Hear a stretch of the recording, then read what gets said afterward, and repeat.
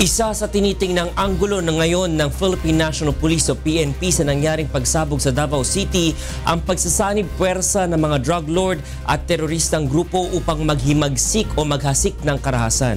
Ito ang balita ni Lea Ilagan. May posibilidad na nagsabuatan ng mga drug lord at Abu Sayyaf upang magsagawa ng pagpapasabog sa Davao City.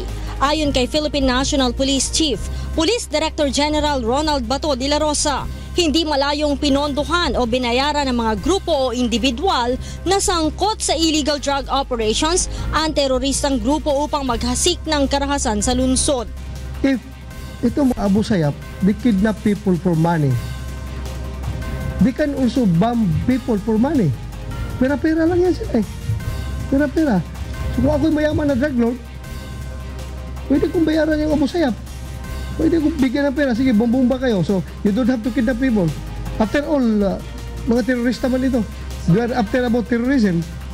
Ang mga drug lord at ASG ay kapwa tinutugis ngayon ng mga pulis at militar. Samantala, hawak na ng PNP ang artist sketch ng mga suspect sa Davao bombing. Ayon kay General De La Rosa, ang isa sa 4 na suspect ay may mahabang balpas na siyang nag-iwan ng bag na may lamang bomba sa plaza sa Rojas Avenue. Identity yung, as of now, yung physical profile lang muna nila, not their legal identity. Physical profile through artist sketch. And hindi ko na kailangan i-divulge, may mga magagandang development. Hindi pwedeng ilabas muna natin dahil ongoing. Nakita ko kahapon yung munang yung may bird na nag-iwan doon sa package bago sumabog.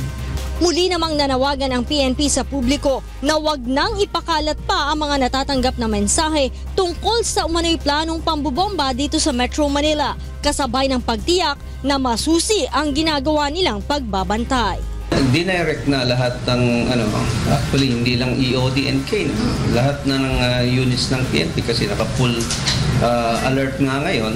Kaya may mga deployment ngayon. Dinetermine yung mga areas na critical, syempre yung kung saan maraming tao. So, mayroong mga police present.